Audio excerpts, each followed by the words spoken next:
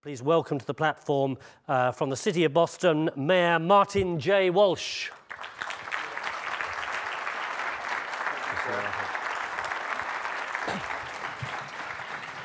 Thank you, Peter. And I asked Peter to shut the shades because I wanted people looking at me, not the city today. So I want to thank Peter for that very kind introduction. I also want to thank Carlo, Ratti, and everyone at MIT Senseable City Lab for hosting us today. I'm pleased to welcome all our guests to Greater Boston. I want to recognize a few people in particular.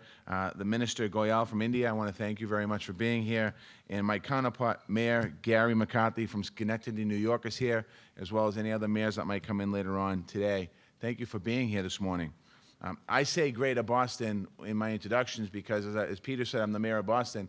But I say Greater Boston because my friends from Cambridge, I don't want them to think that we're trying to take over the city of Cambridge and pull them apart. So that's why I say that. But in fact, we are more committed to metropolitan and regional cooperation than ever.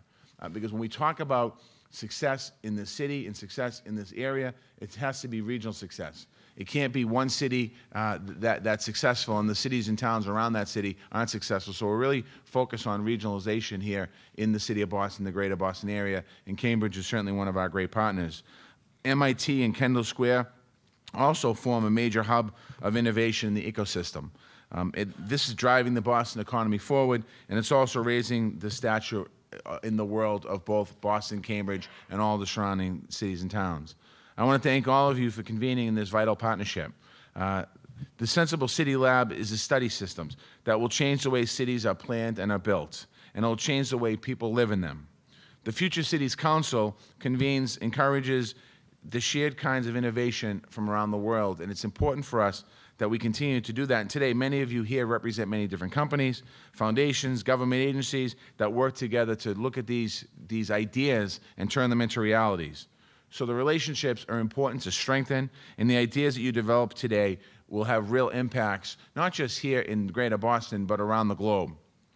From a mayor's point of view, impacts is what counts. At City Hall, we don't start from the question, how can we be the first to adopt a certain technology? We start from how can we increase the opportunity and improve the quality of life for the people of Boston? We keep that question at the forefront of our minds, even as we draw from new technologies are often the most powerful tools to meeting the different goals that we try to accomplish. For that reason, we need to be part of the innovation conversation and the innovation community. That's more true today, and that's also true within our own city leadership. And many of the folks who are here today, I'm going to just give a few shout-outs. We start with our Chief of Staff, Deanne Coe, our CIO, Yasha Franklin-Hodge, our Chief of Streets, Chris Osgood, our Chief of Energy, Environment, Open Space, Austin Blackman. We also have Lara Maridi from the BRA who's here with us today. So we're here today. When you think about the people that are in this room, they're the people that sit at the table at City Hall really to talk about how do we look at the city differently. So all the stakeholders are here, and when they go back, what they do, they engage with the people that work in those different areas to think differently and outside the box. It's also why we don't hesitate to join Future Cities Council and its top 10 initiative projects. We are proud to be the first city that volunteered to be evaluated against these worldwide benchmarks. And that's something that's very important for us, because the decision itself reflects the culture of innovation we are installing in city government. We are using data not just to improve performance, but to be more open, more transparent, and more accountable. It's embodied by CityScore, a scoring system for city services we launched last year. We will measure results in real time and measure them against benchmarks on everything from sidewalk repairs to violent crime to response times for our ambulances to anything that you can imagine a city government would keep an eye on. And the public has access online to the same data as I see in my dashboard. So we're eager to see how we measure up against Future Cities and Future City Council's framework. I'll just say one quick thing about CityScore and what we do. It's also important to get the information out, and because people will say it's not always going to tell a good story. Sometimes it's going to tell us of our weaknesses and where we need improvement. But that's okay, because we're a government, and that's what we should be about. And it should be about how do we take where we're slow and how do we take where we're weak and turn it into positive, and how do we improve services. So it's something I think that we're going to see a lot more of around the world. Our public space invitational contest has inspired both professionals and ordinary citizens to design creative ways to enhance public spaces. Those include some of the much-needed suggestions to brighten up our own City Hall. And those of you, as you looked out at the beautiful Boston skyline and you looked across the way at the Back Bay, and when you look over here, you see a beautiful golden dome for our State House. Our building is beautiful, but it's all concrete. And we're saying, how do we take that building and how do we truly make that space that seems sometimes not inviting to everybody? And that's what we're doing here. It also resulted in innovations like Lightwell, an attractive, engaging system to handle stormwater at public parks. The group has received funding from Autodesk to expand the concept in other parts of our city. Our latest public space invitational just finished taking new entries, so we're excited to see what brings next to our city, what exciting ideas we have in our city. Community engagement is also central to the way we innovate in climate action. We are proud to be ranked the #1 city in urban energy policy by the American Council for Energy Efficiency. That doesn't mean that we're #1 and we stop. That means that we're #1 and we continue to improve. We are also just proud to have won the Global C40 Community Engagement Award at the Paris Climate Talks. So something that we're very, very excited about. Today at Fenway Park, we're going to talk about, I'm going to present the Green Innovator Awards for local achievement in climate action. At the Waterfront City, we'll have to lead on this issue. It's important for us because we are the Waterfront City, and when Superstorm Sandy hit New York City, a few hours later and a little more north, it wasn't Manhattan, it was Boston.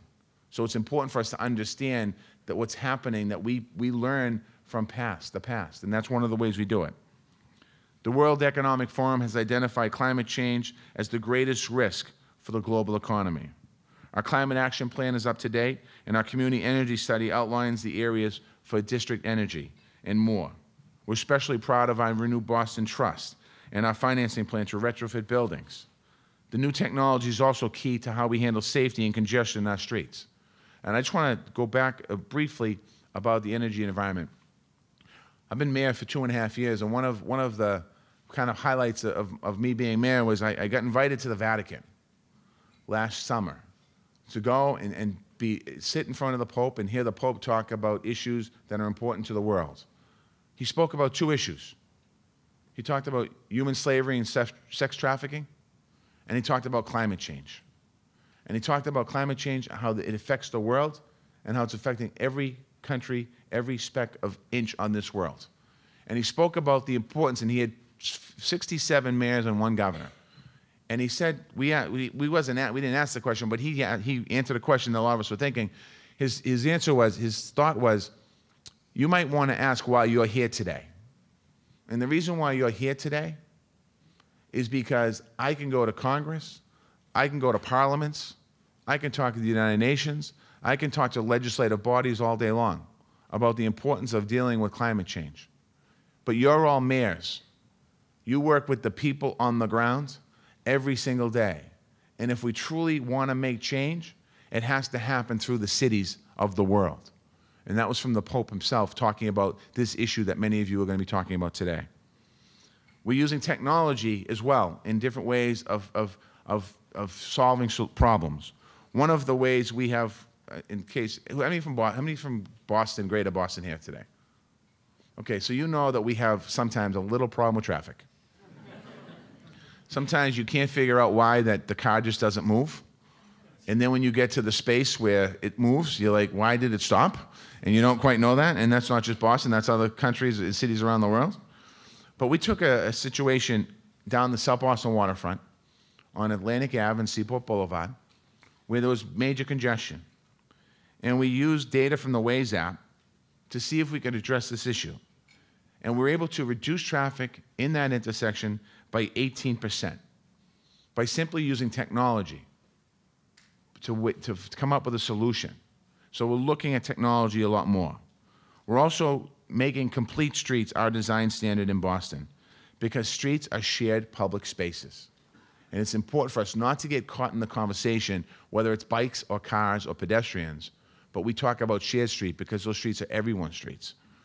Our highest priority is what the council calls infrastructure for social integration, and what sees us as sharing the foundation of opportunity more fairly. We also recently launched the Roxbury Innovation Center in our new municipal building in the Dudley Square area, the Bruce Boland building, which is where we moved our education center for the public schools in Roxbury. We moved it and we created this center inside that building to foster the talented and entrepreneurial energy in a community that has been historically underserved. So when we think about great things that happen in our city with technology, we said we need to make sure that the technology opportunities isn't just for the students that go to MIT and Harvard and BC and BU and Northeastern. We want to make sure that it's in the community so everyone has an opportunity to understand what the innovative economy is all about and also understand on some of the ideas they might have. And it's been a huge success by just, when we launched the program, people said, well, we don't need that, we need jobs. And we explained to people, these are where the jobs of the future are coming from. So it's been a success. As we move forward, two recent developments have had a significant impact on all of the issues and on Boston's role as a smart city revolution. As you may have heard, General Electric is moving its global headquarters to our waterfront in South Boston. And you also probably know that GE is turning its focus to the digital industry, a field that will shape the global economy and will no doubt impact small city technology. GE plans for Boston to include product development, a startup incubator, conferences, and collaboration. So more than being a corporate headquarters, it will be there to strengthen our role as a global hub of innovation. The second very significant impact we have in our city worked out about a week ago with Verizon to bring fiber infrastructure to the entire city of Boston. It's going to do more than add choices for TV. It's going to put our city at the leading edge of technology firepower and technology access. Our first priority was to make sure that the service would be available all across our city. I don't know if you saw today, there's a story in the paper about a company, Amazon, delivering packages, and there's certain parts of the city it's not delivering packages to, Roxbury, in 3 zip codes. Verizon is actually going to those 3 zip codes to deliver their service first, and that's something I applaud them for. They're also going to Dorchester, where we need the connection and the opportunity where it's the greatest. It will also give us an unprecedented platform for smart technology. We'll start with sensors to improve street safety as part of our Vision Zero goal to eliminate fatal crashes. These are things happening in Boston as a city, and we're embracing them with innovation. In our universities, our nonprofits, our businesses, and our public sector, we are working together, and we need to work collaboratively together. We are moving forward because as a city that's engaged with difficult social, economic, and political questions of our time, so we not only need to produce new ideas, we are willing to confront our challenges and scale them and using them to become a more fair, equitable city. So we're using all of this for everything that we do in our city life. What we learn over and over is that meeting those challenges requires partnerships with the community, with innovators, with conveners, and with stakeholders. I want to thank you all today for being here. I want to thank you for the opportunity to say a few words. I hope you enjoy the conference. I know the shades are down, but later on today, the sun will be out, and I hope you get to enjoy these beautiful cities here in this area. Thank you.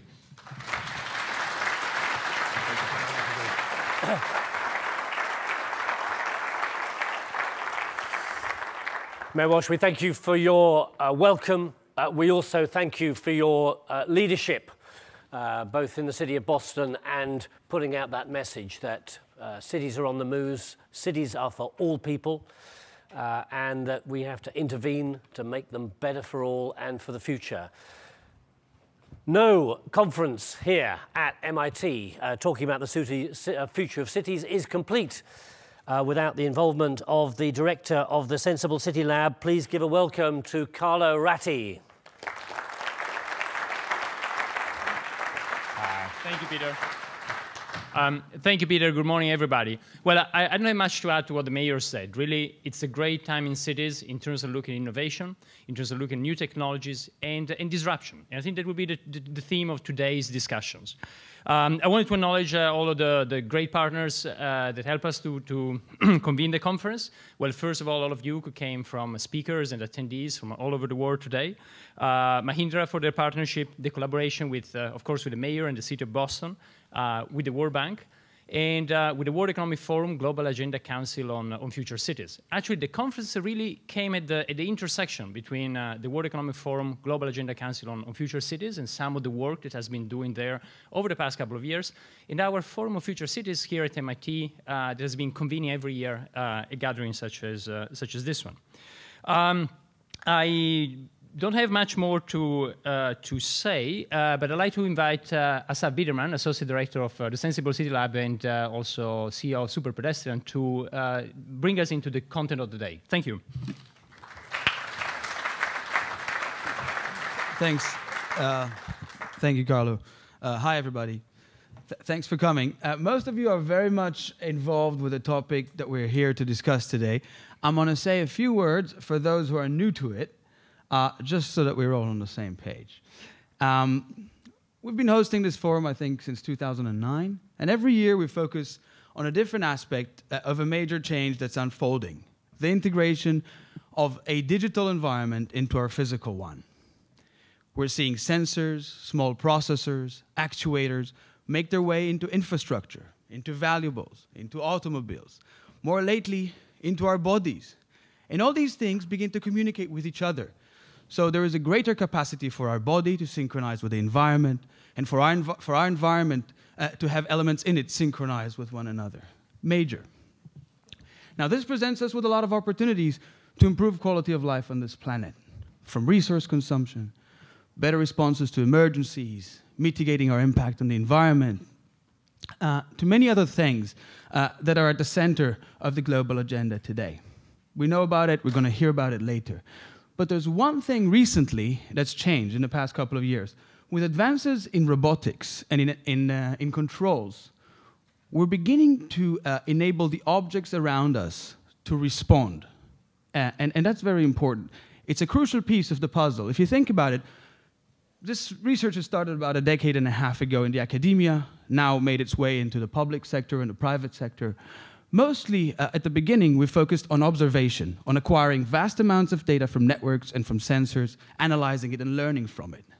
Now we're able to close that feedback loop and create an environment that is in greater synchrony with our body. I'll give an example. You're seeing autonomous cranes and cargo movers, artificial limbs that can move robotically, robotic assistance for the elderly, autonomous cars, and so on and so forth. And we're going to see more and more of this. These new dimensions are reflected in the program for today. And we have a great list of speakers from all around the world that are going to discuss this and other dimensions of this sort of new change that's happening upon us. I want to give it back to Peter to kick off the program. Thank you very much for coming, everybody.